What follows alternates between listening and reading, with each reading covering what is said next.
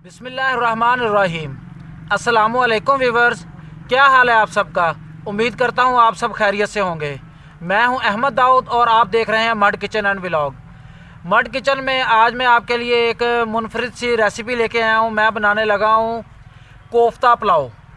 हमने उसके लिए बीफ लिया है। बीफ के हम कोफ्ते बनाएंगे। चिकन के भी बन सकते हैं, मटन के भी बन सकते हैं, लेकिन हम बीफ के बना रहे हैं।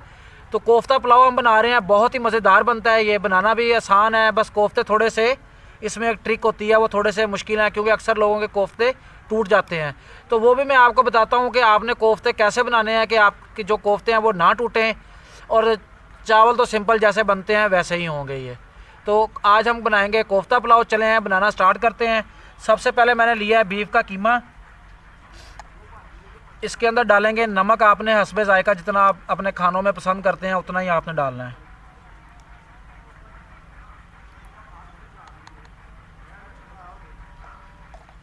उसके बाद ब्लैक पेपर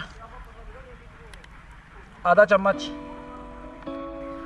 खुश्क धनिया का पाउडर 1 चम्मच, ज़ीरा पाउडर भी आधा चम्मच, और गरम मसाला भी आधा चम्मच। हरी मिर्च कुटी हुई तकरीबन 4 से 5 अदद, और 1 चम्मच अदरक लहसुन का पेस्ट।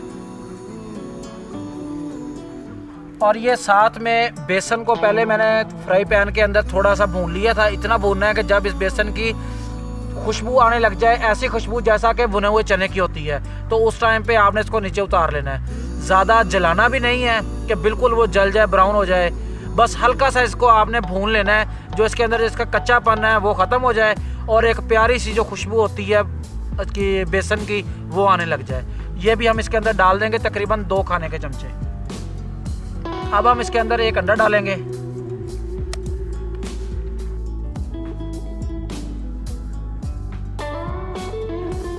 अंडा डालने के बाद इसको अच्छे तरीके से मिक्स कर लेते हैं पहले।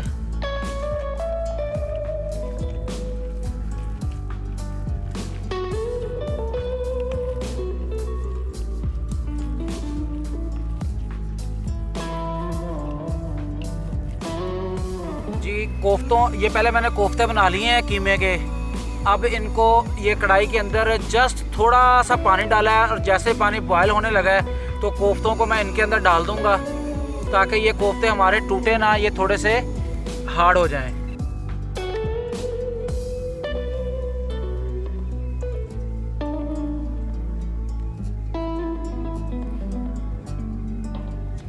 और इसको हम ऊपर से ढाँप देंगे सिर्फ 1 से 1.5 मिनट के लिए। उसके बाद फ़ौरन हम इसकी साइड चेंज करेंगे। फिर 1 से 1.5 मिनट ऐसे इसको पड़ा रहेगा इस साइड चेंज करने के बाद, और उसके बाद फिर हम इसको बाहर निकालेंगे।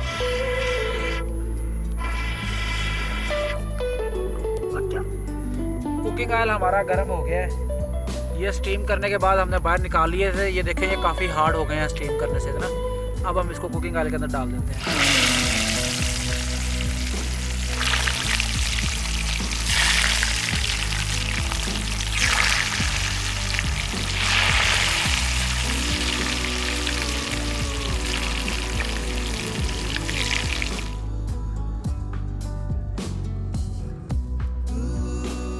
कोफ्ते हमारे जितनी देर ऑयल के अंदर फ्राई हो रहे हैं उतनी देर हम अपने चावलों का मसाला बना लेते हैं। यानी प्याज है वो काट लेते हैं, टमाटर, हरी मिर्चें, धनिया धनिया कह रहा हूँ, पुदीना वगैरह। तो इन चीज़ों को हम रेडी कर लेते हैं।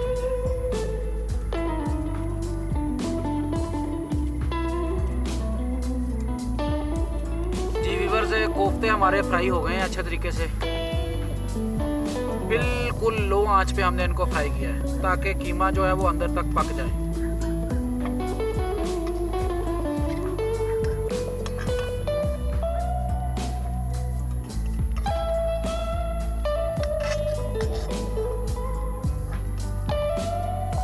कढ़ाई को अब हम नीचे उतार लेते हैं,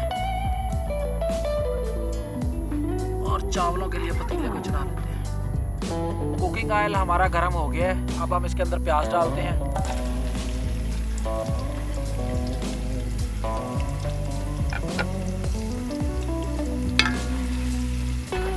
ये कोफ्ते वाला जो कुकिंग ऑयल था ना, वही इसी के अंदर हम यूज़ कर रहे हैं, ताकि वो जो उसका टेस्ट जो अगर वो ऑयल के अंदर गया भी है ना, तो वही टेस्ट हमें चावलों में दोबारा हमें वापस मिल जाए। प्याज हमारे ब्राउन हो गए। यहाँ पे हम इसके अंदर डालेंगे अदरक लहसुन का पेस्ट।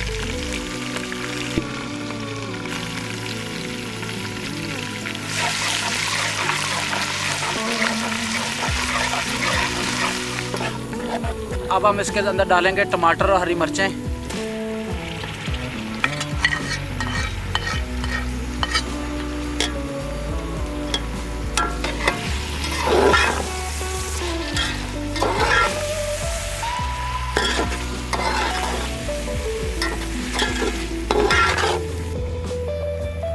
और इसी के साथ इसके अंदर जाएगा नमक,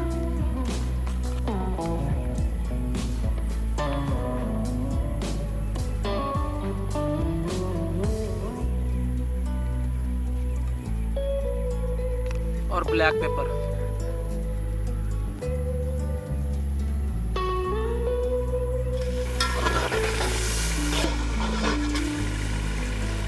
मसाला हमारा फ्राई हो रहा है। इसी के साथ हम इसके अंदर डाल देंगे गरम मसाला साबुत,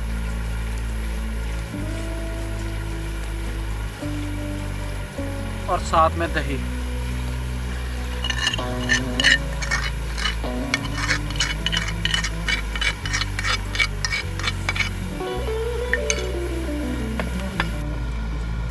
और इसको अच्छे तरीके से हम भून लेंगे।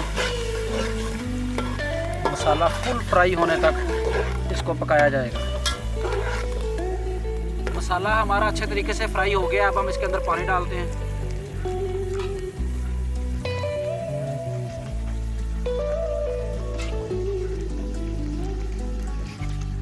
पानी हमारा बॉयल होना स्टार्ट हो गया है। अब हम अपने चावल इसके अंदर डाल देते हैं।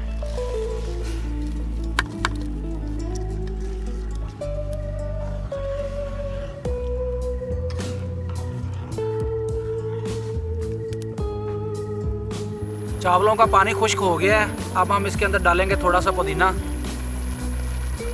और ये लेमन जो हमने काटे हुए हैं, और बाद में इसके ऊपर हम रख देंगे अपने कोफ्ते।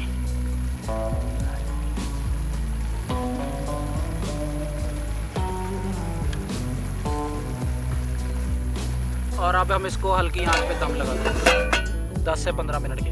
हमारे चावलों का दम कंप्लीट हो गया है। अब हम चेक करते हैं।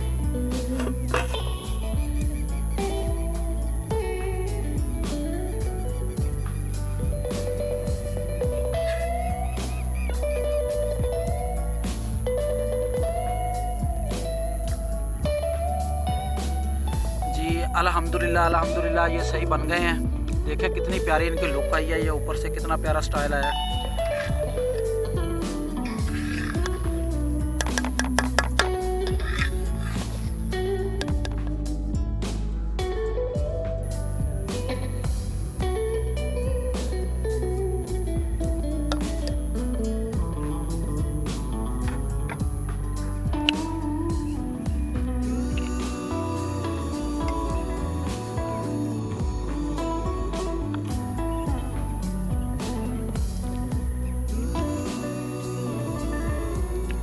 बहुत मज़े के बने हैं कोफ्ते हैं ना, जो अपना ही एक टेस्ट दे रहे हैं चावलों के अंदर। बहुत कमाल के हैं।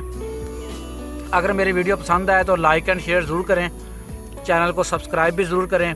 इंशाल्लाह नेक्स्ट वीडियो में आपके साथ मुलाकात होगी।